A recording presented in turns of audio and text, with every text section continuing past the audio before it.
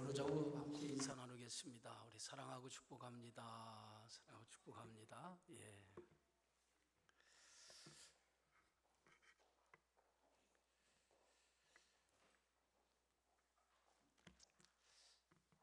로마서의 말씀을 통해서 우리가 함께 은혜를 나누고 있습니다. 오늘 본문의 말씀을 중심으로 해서 유대인들의 자랑이라고 하는, 유대인들이 무엇을 자랑하고 어떤 신앙을 가지고 있는가라고 하는 것을 우리가 한번 말씀을 통해서 함께 나누는 또 복된 시간이 되기를 바랍니다.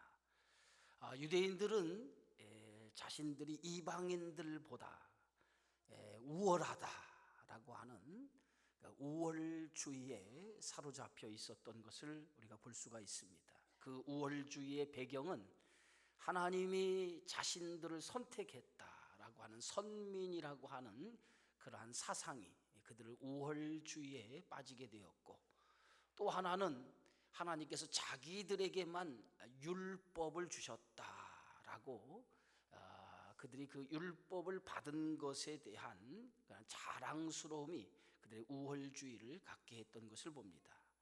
그래서 유대인들의 사고 속에는 자신들에게 주신 율법, 이것이 그 하나님 주신 율법을 가지고 자신들은 살고 있었기 때문에 법 없이 사는 이방인과 다르다, 그렇게 생각을 했습니다. 그들이 이방인들과 다르다라고 생각했던 이유는 율법을 지키고 살았기 때문에 율법이 없는, 법 없이 사는 이방인들보다 훨씬 우리가 선하게 살았다라고 생각을 했고, 그것이 바로 하나님의 진노와 심판을 받지 아니한다라고 하는 그러한 믿음을 갖게 되어졌다라고 하는 것입니다. 그런 유대인들을 향해서 오늘 사도 바울은 로마서 2장 12절에 무릇 율법 없이 범죄한 자는 또한 율법 없이 망하고 무릇 율법이 있고 범죄한 자는 율법으로 말미암아 심판을 받게 되리라 라고 말하고 있습니다. 하나님의 진노와 심판은 율법을 받았느냐 율법을 받지 않았느냐 여기에 상관이 없다는 거예요. 하나님의 심판은 인간이 지은 죄, 그것이 하나님 심판의 기준이 된다라고 사도 바울은 말하고 있습니다. 그래서 하나님 앞에서 율법을 듣는 자가 의인이 아니라 율법의 소지와 상관없이 하나님의 뜻을 온전하게 행하는 사람, 그들이 의롭다함을 얻을 수 있다라고 말하고 있습니다. 그래서 로마서 2장 13절에는 하나님 앞에서 율법을 듣는 자가 의인이 아니요 오직 율법을 행하는 자라야 의롭다 하심을 얻게 되리라. 하나님의 심판의 기준은 율법에 있지 않다는 거예요. 법을 받았다고 해서 하나님 심판과 진노에서 죄되는 것이 아니라 하나님의 뜻을 행하느냐 하나님의 뜻을 행하지 않느냐, 거기에 하나님의 진노와 하나님의 심판의 기준이 거기에 있다는 겁니다.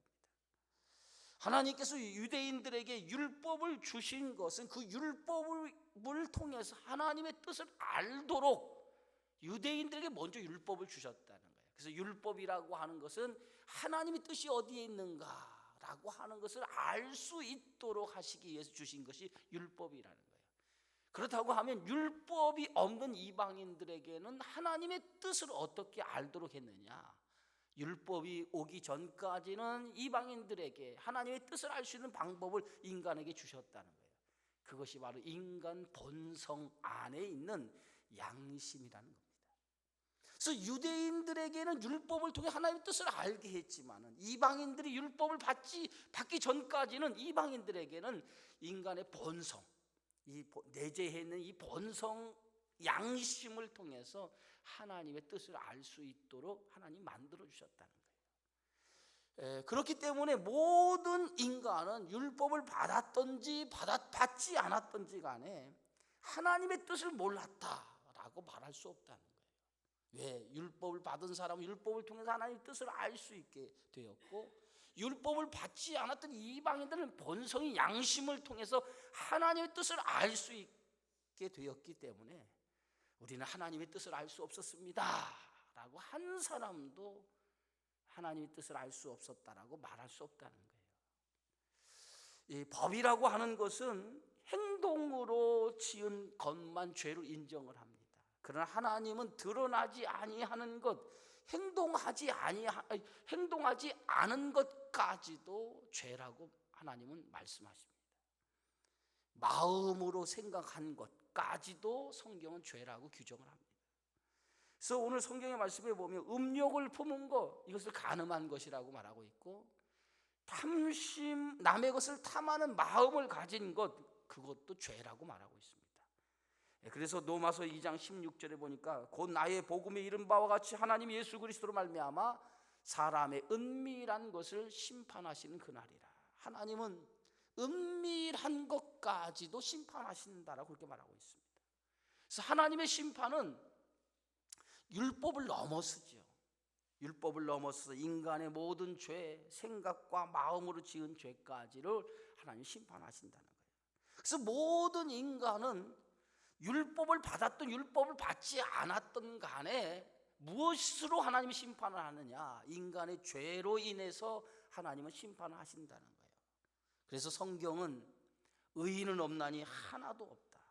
왜? 모든 인간은 죄에서 자유로운 사람이 없다는 거예요.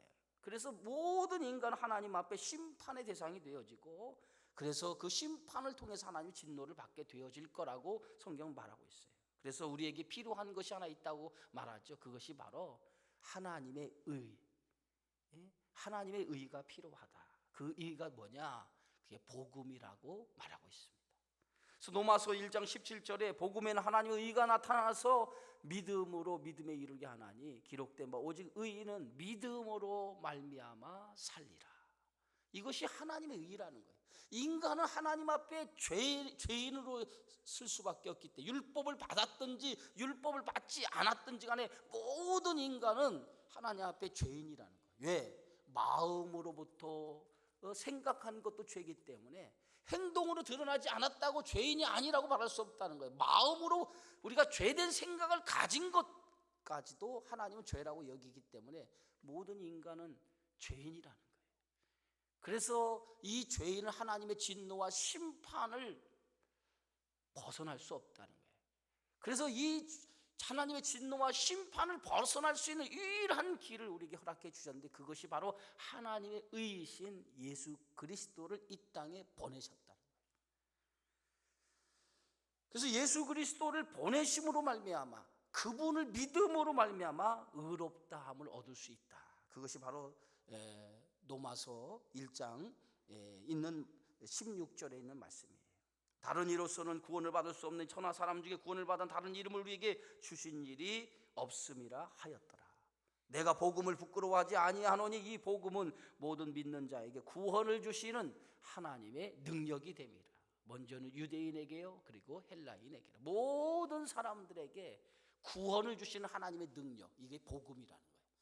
그래서 죄된 모든 인간은 이 하나님의 의 대신 이 그리스도를 믿음을 통해서 구원을 얻게 되어진다는 거예요. 그게 로마서 전체의 주제의 말씀입니다. 자, 오늘 본문의 말씀에서 사도 바울은 유대인들의 자랑 가운데, 유대인들이 그 자랑하는 것 가운데 그들의 죄를 지적하고 있는 것을 보게 되어지죠. 먼저 유대인들의 그 자랑에 대해서 17절에서 20절까지 유대인들이 무엇을 자랑하고 있는가라고 하는 것을 우리는 본문을 통해 살펴볼 수 있어요. 첫 번째, 유대인들의 자랑이 뭡니까? 로마서 2장 17절에 보니까 유대인이라 불리는 내가 율법을 의지하여 하나님을 자랑하며 그랬어요. 유대인들은 먼저 자신이 유대인임을 자랑했어요. 유대인임을 자랑했어요. 그 유대인임을 자랑했다라고 하는 것은 뭐냐? 자신들은 하나님의 택한 백성이라는 거예요. 선민, 선택한 백성이라는 거예요. 그리고 거룩한 하나님의 백성이라고 하는 것을 자랑했다는 거예요. 그래서 유대인들의 이 자랑은 대단했어요. 자신들은 하나님이 선택한 백성, 거룩한 선민으로 하나님 불러주셨다라고 하는 이것이 유대인들에게는 대단한 자랑거리였어요. 이것이 모든 이방인들을 개나 돼지처럼 여기는 기준이 되었다는 거예요. 우리는 하나님 선택한 백성이야. 우리는 거룩한 선민이야. 너희들은 하나님 선택하지 않은 백성 아니야. 이렇게 그들은 구별했다는 거예요. 자기들은 선택한 백성이고 저들은 선택하지 않은 백성이라고 이렇게 구별했다. 그것이 유대인들이 가지고 있는 우월주의라는 거예요. 두 번째 유대인들의 자랑이 뭐냐면 율법이라는 거예요. 율법. 하나님께서 우리들에게 법을 주셨다는 거예요. 그런데 너희들에게는 법을 주지 않았다는 거예요. 예? 율법을 하나님이 주신 것을 마치 자신들에게 특권을 주신 것처럼 유대인들은 생각을 했다는 거예요. 그리고 그들은 율법을 의지하여서 우리는 하나님과 사귄다고 그들은 자랑했다는 거예요.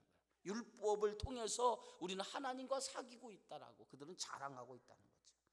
또 그들은 율법을 통해서 우리가 하나님의 뜻을 알게 되었고 율법을 통해서 옳고 그른 것이 무엇인가를 분간할 수 있게 되었다라고 그렇게 말합니다. 그래서 그 율법이라고 하는 것은 그들은 대단히 중요한 하나님이 자신들에게 주신 특권으로 생각을 했다는 거죠. 그래서 로마서 2장 18절에 보니까 율법의 교훈을 받아 하나님의 뜻을 알고 지극히 선한 것을 분간하며 라고 말하고 있어요. 그래서 유대인들은 율법을 가진 것에 대단한 자부심을 가지고 자신들은 소경을 인도하는 자요 그리고 어둠에 있는 자들의 빛이고 율법을 통해 지식과 진리의 근본을 터득했고 어리석은 사람의 교사요 어린아이의 선생이다 라고 스스로 믿었다는 거예요. 그것이 유대인들의 자랑이었어요. 율법을 통해서 자기들이 이런 사람이 되었다는 거예요. 그러나 유대인들이 율법에 대한 자부심을 가지고 있었지만은 유대인들은 종교적인 유선자들이라는 거예요. 그것이 오늘 바울이 지적하는 유대인들의 죄입니다. 저들은 율법에 대한 하나님이 선택한 선민이었고 저들에게 하나님께서 율법을 주었지만은 그래서 하나님이 선택한 선민이라고 하는 자부심을 가졌고 율법을 자기들에게 주신 것에 대한 자부심을 가지고 있었지만은 그들은 종교적인 유선으로 가득 찬 유선자였다는 거예요. 그것이 사도 바울이 유대인들의 죄를 지적하는 내용이었어요. 유대인들이 왜 유선자였느냐? 오늘 바울은 이렇게 얘기하죠. 그들은 아는 것만큼 율법을 받고 하나님이 선택한 선민으로 하나님이 선택한 것만큼 저들이 하나님의 백성으로 하나님의 뜻 가운데에 살아야 되는데 그들은 그렇게 살지 못했다는 거예요. 저들은 율법을 알아서 율법을 먼저 받음을 통해서 하나님의 뜻이 어디 있는가라고 하는 것을 알고 있으면서도 하나님의 뜻에 순종하지 않았다는 거예요. 그것이 유대인들의 죄라는 거예요. 로마서 2장 21절 22절에 성경은 이렇게 말하죠. 그러면 다른 사람을 가르치는 내가 내 자신을 가르치지 아니하느냐? 도둑질하지 말라 선포하는 내가 도둑질하느냐? 간음하지 말라고 하는 내가 간음하느냐? 우상을 가증히 여기는 내가 신전 물건을 도둑질하느냐? 유대인들은 뭐야? 율법을 통해서 이렇게 하지 말라라고 분명히 하나님께서 하나님의 뜻에 대해서 가르쳐 주었다는 거예요.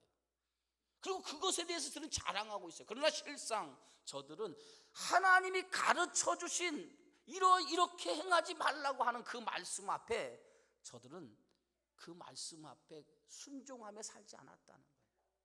그것이 바로 유대인들의 죄고 유대인들의 유선이라는 거예요.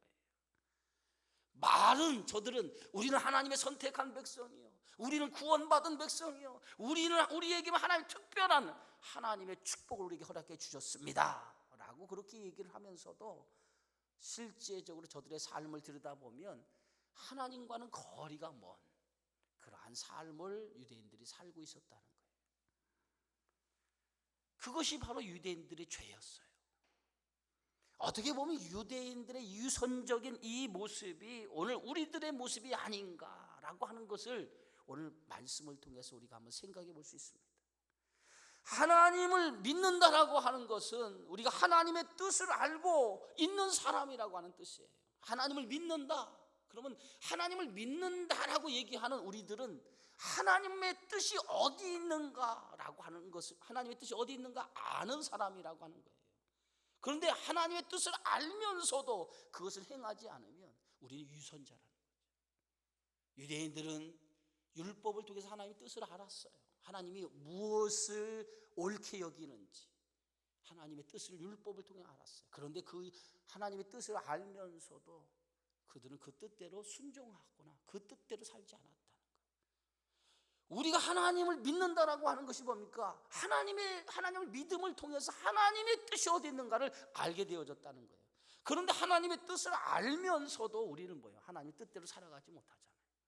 그것이 바로 유대인이 가진 위선이고 우리 믿는 성도가 가진 위선이라는 거예요. 요한일서에서 사도 요한은 예수께서 그리스도이심을 믿는 자마다 하나님께로서 난 자라고 이렇게 말씀합니다.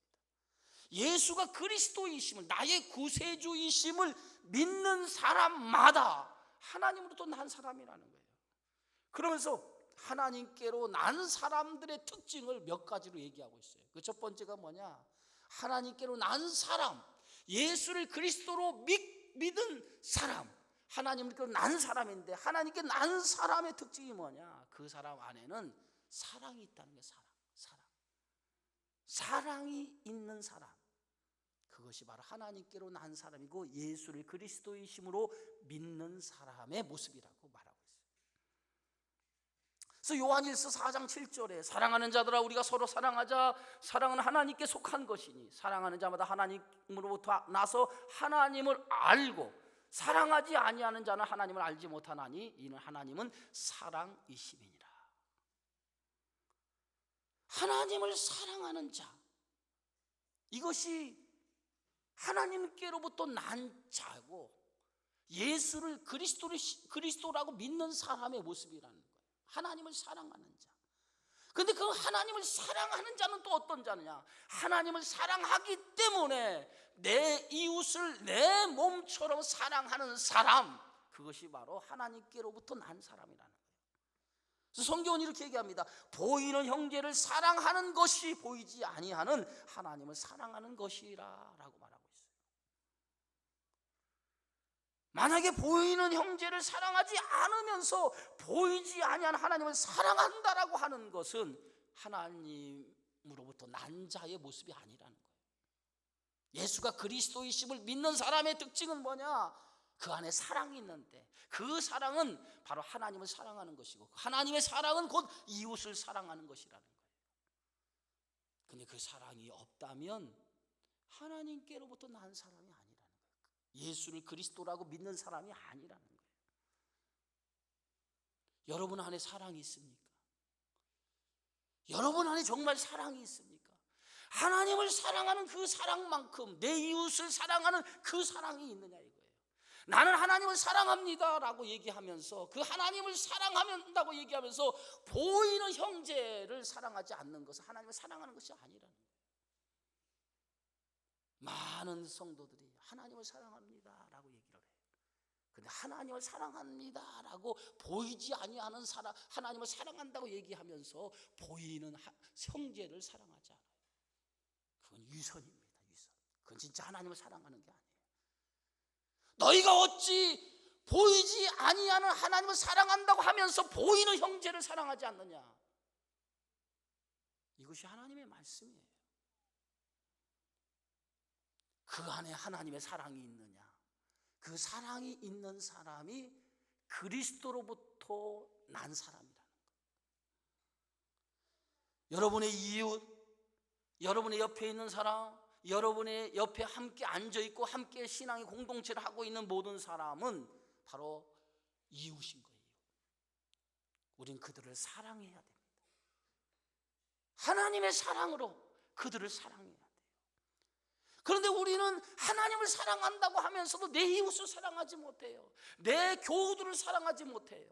때로는 교우들에게 거친 말을 통해서 그들에게 상처를 주고 그들의 마음을 헤집어 놓고 그러면서 내가 하나님을 사랑합니다 라고 거룩한 모습으로 이 앞에 앉아서 예배를 드려요. 그 사람이 정말 하나님을 사랑하는 사람일까요? 마음의 시기와 악독이 가득한 채로 있으면서 하나님의 예배를 드린다고 하나님을 사랑하는 사람일까요? 그건 진짜 하나님을 사랑하는 사람이 아니라는 거예요. 하나님께로부터 난 사람이 아니라는 거예요. 그게 바로 유대인들의 모습이었어요. 하나님의 말씀, 율법이 뭡니까? 율법의 완성이 뭡니까? 율법의 정신이 뭡니까? 율법은 하나님을 사랑하라, 그리고 내 이웃을 내 몸처럼 사랑하라. 이게 율법의 가장 큰 말씀 아닙니까? 근데 유대인들은 그렇게 생각하지 않았다는 거예요. 하나님을 사랑한다고 하면서도 이방인들을 사랑하지 않았어요. 고린도전서 13장 4절에 7절에 사랑에 대한 정의를 이렇게 성경은 말하고 있습니다. 사랑은 오래 참고, 사랑은 온유하며, 시기하지 아니하며, 사랑은 자랑하지 아니하며, 교만하지 아니하며, 무례히 행하지 아니하며, 자기의 유익을 구하지 아니하며, 성내지 아니하며, 악한 것을 생각하지 아니하며, 불의를 기뻐하지 아니하며, 진리와 함께 기뻐하고, 모든 것을 참으며, 모든 것을 믿으며, 모든 것을 바라며, 모든 것을 견디느니라. 이게 사랑이에요. 여러분, 이 가운데 한 가지라도 여러분들이 범하고 있다면 이건 하나님을 사랑하는 것이 아니에요. 정말 하나님으로부터 난 사람은 이 사랑이, 이 고린도전서 13장에 있는 말씀처럼 이 사랑이 여러분 안에 있어야 돼요. 그게 진짜 하나님을 사랑하는 사람의 모습인 줄 믿습니다. 하나님을 사랑한다라고 말은 하고 늘 다른 사람과 다투고 싸우고 시기하고 질투하고 증오하고 내 마음이 악으로 가득 찬 모습으로 살아간다면 어찌 그 사람이 하나님을 믿는 사람이라고 얘기할 수 있겠습니까? 어찌 그 사람이 하나님을 사랑한다고 얘기할 수 있습니까? 유선자예요, 유선자. 그게 바로 유대인이고 그게 바로 오늘날 예수를 믿는다라고 하는 사람들의 삶의 모습이라고 하는 거예요. 그걸 오늘 성경은 지적하고 있어요. 두 번째, 하나님께로부터 난 사람의 특징이 뭡니까? 요한일서 사도 요한은 이렇게 얘기합니다. 그 안에 하나님의 계명을 지키려고 하는 마음이 있는가? 그것이 하나님으로부터 난 사람의 특징이라는 거예요. 하나님으로부터 난 사람은 하나님의 계명을 지키려고 애쓰는 사람이라는 거예요. 다시 말하면 하나님의 계명을 지키려고 애쓰는 사람이라고 하는 말은 하나님의 말씀 앞에 순종하려고 하는 사람이라는 거예요. 그것이 하나님으로부터 난 사람의 특징이라는 거예요. 여러분, 하나님의 말씀 앞에 말씀을 순종하려고 노력하고 있습니까? 하나님의 말씀을 붙들고 살려고 노력하고 애쓰고 있습니까? 나는 하나님으로부터 난 사람, 예수가 나의 구세주라고, 나의 구주라고 믿고 살면서 여러분이 정말 하나님의 말씀 앞에 순종하려고 얼마나 노력하십니까? 얼마나 애를 쓰고 사십니까? 만약에 여러분이 하나님으로부터 난 사람이라고, 예수가 나의 구세주라고 믿으면서 하나님의 말씀 앞에 순종하려고 그 말씀대로 살려고 하는 모습이 없다면 여러분들은 하나님의 사람이 아니에요.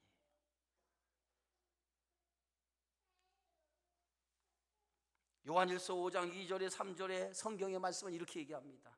우리가 하나님을 사랑하고 그의 계명을 지킬 때에 이로써 우리가 하나님의 자녀를 사랑하는 줄을 아느니라. 하나님을 사랑하는 것은 이것이니 우리가 그의 계명들을 지키는 것이다. 하나님을 사랑하는 것이 뭡니까? 그의 계명을 지키는 것이라는 거예요.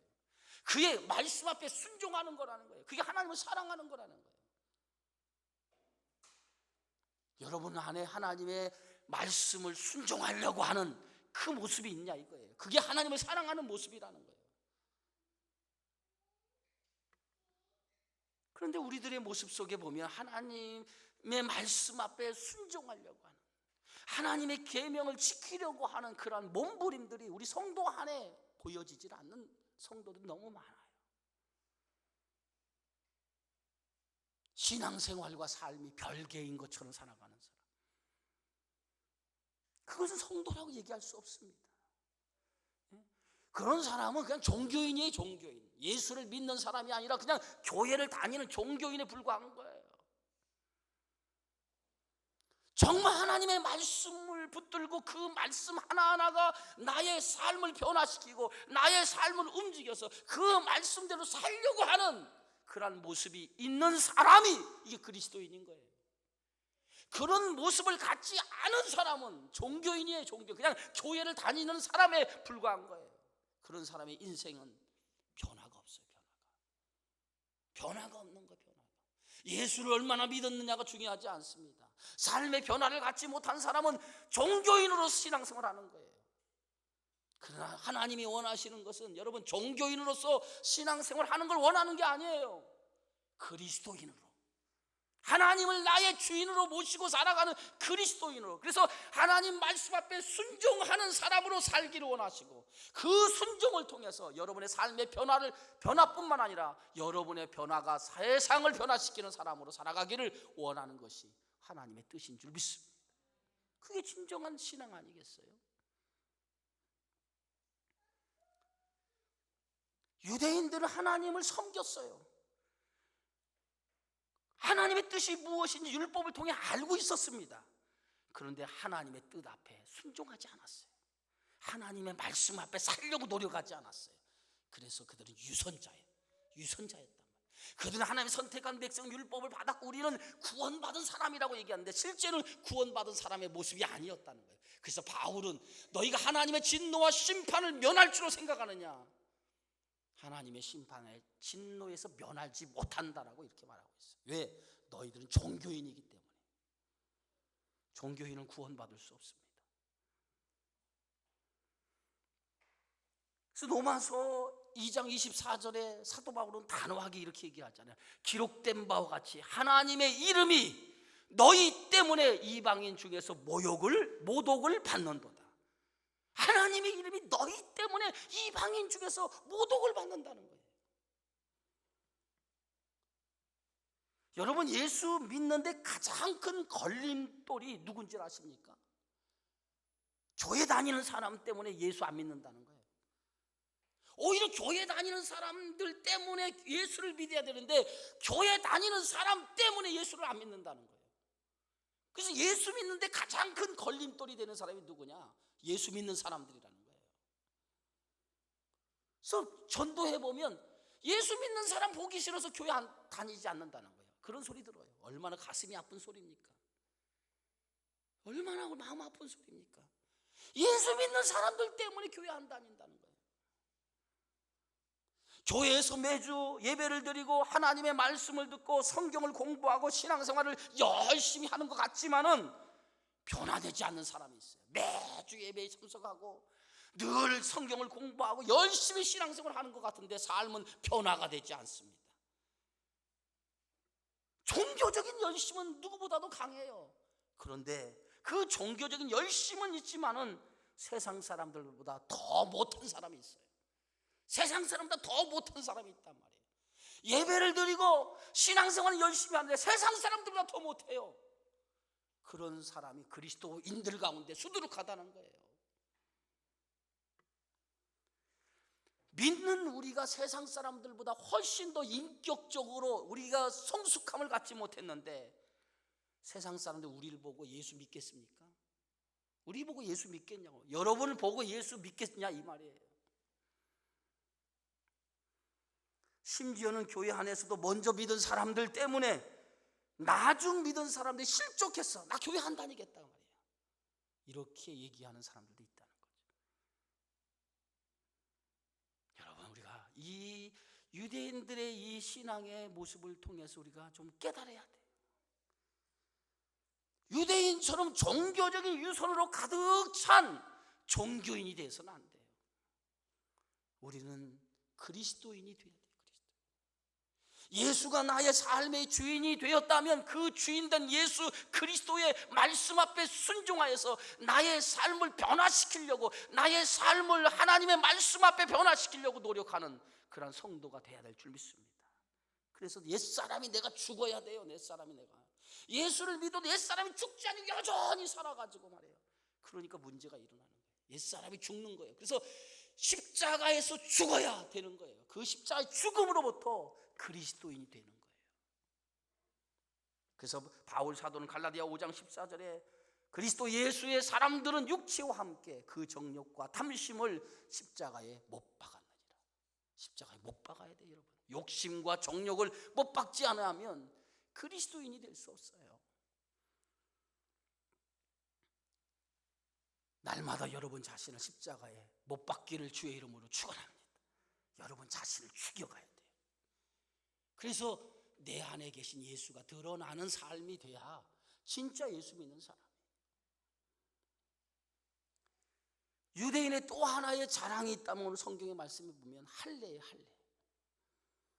할례는 낳은 지 8일이 되면 모든 유대 남자들에게 행하는 의식이 할례입니다. 할례를 행함으로 유대인들은 어떤 의식을 가졌냐면 할례를 받아야만이 구원을 받는다라고 이렇게 생각을 했어요. 할례를 받은 사람만이 구원을 받는다. 우리로 말하면 세례를 행하여 하나님의 사람이다 라고 말하는 것처럼 할례를 받아야만이 하나님 앞에 구원을 받게 된다라고 이렇게 생각했다는 거예요. 그래서 마치 할례가 구원의 표, 구원의 증표라고 생각을 했다는 거예요. 바울은 이렇게 할례라고 하는 종교적인 형식에 사로잡혀 있는 유대인들에게 종교적인 형식인 할례가 중요한 것이 아니라 할례보다 더 중요한 것이 있는데 그게 뭐냐면 하나님의 말씀, 율법을 지키고 그 율법 안에서 행하며 살아가는 것이 더 중요하다는 거예요. 세례를 받았다고 여러분 구원받습니까? 세례를 받았으니까 나는 구원받는다라고 생각하십니까? 세례가 구원의 표입니까?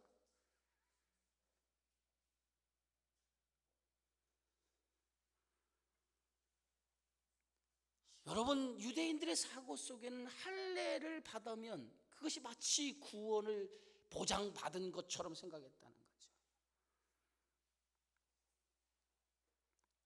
로마서 2장 25절에 성경은 이렇게 말합니다. 내가 율법을 행하면 할례가 유익하나 만일 율법을 범하면 내 할례는 무할례가 되느니라. 할례를 행하는 순간부터 우리는 뭘 받으냐면 나는 하나님의 사람입니다. 그렇기 때문에 나는 하나님의 말씀에 순종할 책임이 나에게 있습니다 라고 하는 뜻이 할례인 거예요. 세례를 받음을 통해서 그 세례는 무엇을 의미하냐? 나는 이제 세상과 단절을 통해서 하나님의 사람이 되었습니다. 이제는 하나님의 말씀을 붙들고 하나님의 뜻 가운데 살아가겠습니다라고 결단하는 그 의식이 뭐냐? 세례예요. 세례의 의식은 뭡니까? 물에 잠겼다가 일어나죠. 옛사람이 죽고 새 사람으로서 새롭게 살아가는 것을 의미하는 거예요. 그게 세례예요. 과거에 나의 죄가 죽고 새로운 하나님의 말씀으로 거듭나서 하나님의 말씀과 하나님의 뜻을 따라 살아가겠습니다 라고 하는 게 세례의 참된 의미예요. 그래서 할례를 받음을 통해서 유대인들은 할례를 받음을 통해서 이제부터 우리는 율법을 지키겠습니다, 하나님 말씀대로 살겠습니다 라고 하는 서약의 의미가 할례라고 하는 의미였어요. 그래서 할례를 받는 사람은 율법을 지킬 의무가 있는 거예요. 할례를 받는 율법을 지키고 살 의무가 있는 거예요. 그것이 할례예요. 여러분, 교회 안에서 세례를 주면 그 세례 받은 사람에 한해서 우리가 뭡니까? 교회에 임원을 세워요. 세례를 받지 않으면 교회 임원을 세우지 않습니다. 무엇을 의미합니까? 이건? 이제는 하나님의 말씀으로 살겠습니다라고 고백하는 사람들에게 하나님의 일을 맡긴다는 거예요.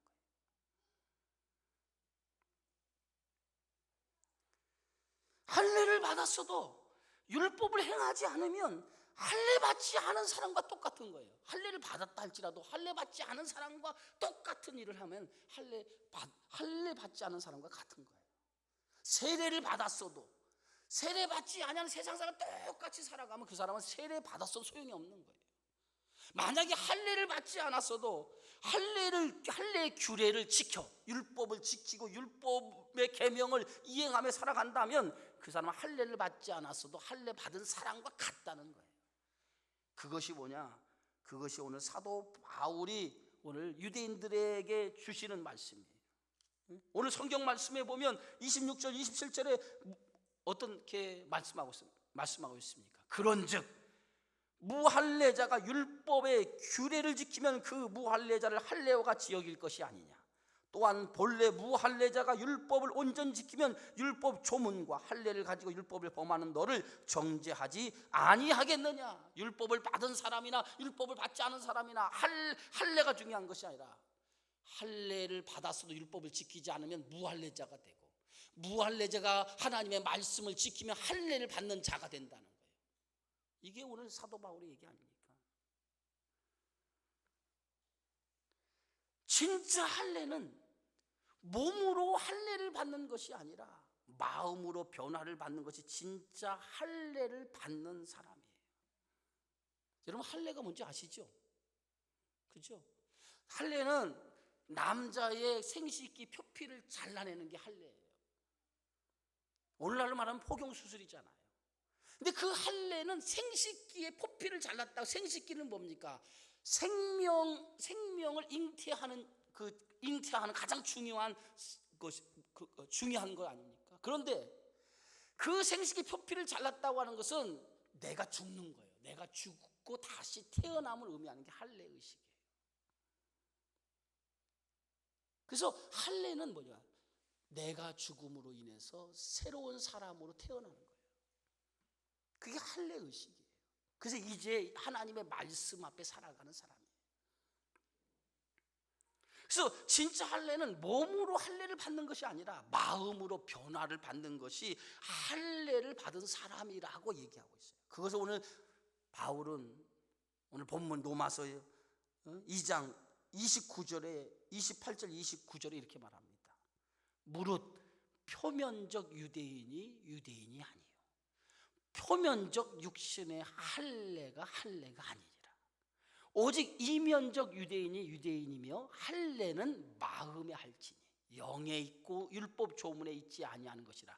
그 칭찬이 사람에게서가 아니요 다만 하나님에게서니라. 표면적으로 유대인이었다라고 진짜 너희가 유대인, 하나님의 선민이고 선택한 백성, 거룩한 백성이라고 말하느냐? 너희들이 할례를 받았다고 해서 구원을 받았다라고 얘기할 수 있느냐? 너희들의 삶은 세상 말로 개떡같이 살아가면서 너희가 정말 구원받았다고 얘기할 수 있느냐?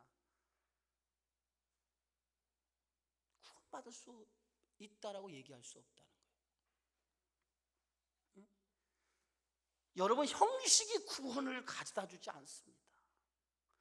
세례를 받았다고, 교회를 얼마나 많이 다녔다라고 그 형식이 여러분에게 구원을 가져다 주지 않아요.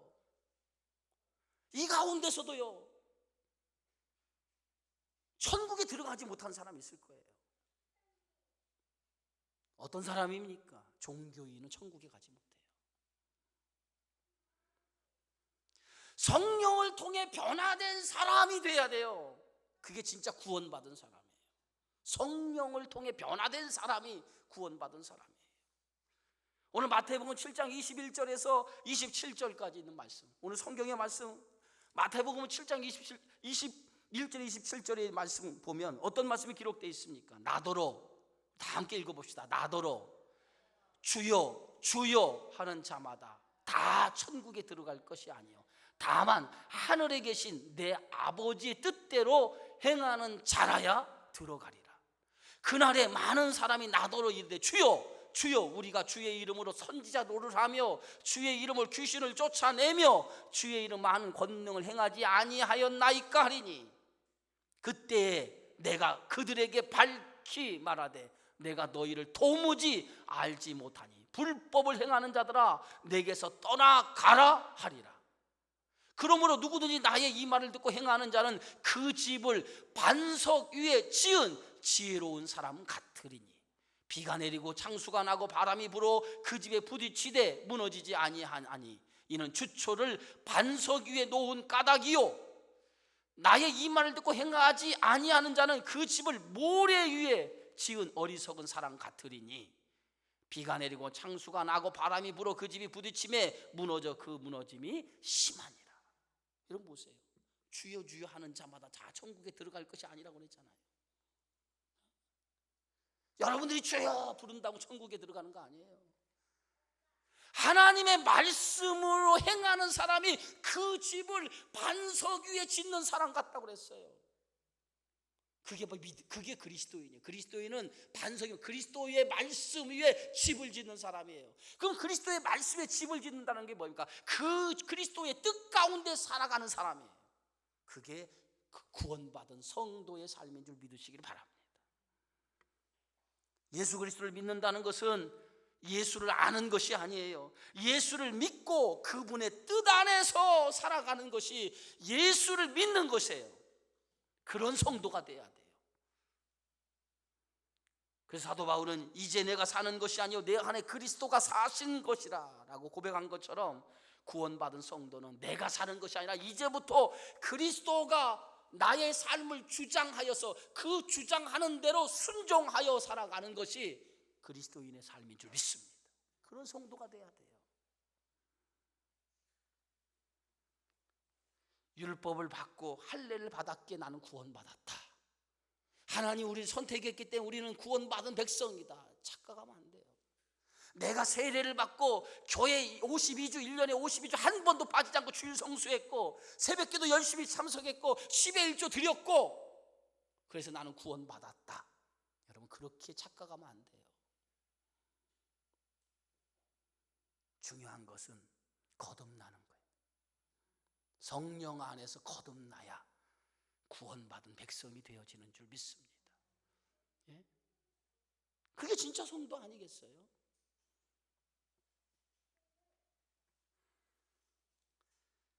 율법을 받았다면, 하나님이 선택과 거룩한 백성을 불러주셨다면 그것을 축복으로 알아야 되고, 할례를 받았다면 할례를 받은 자처럼 살아가야 돼요. 그것이 축복받은 성도의 삶인 거예요. 그런 성도가 되기를 주의 이름으로 축복합니다.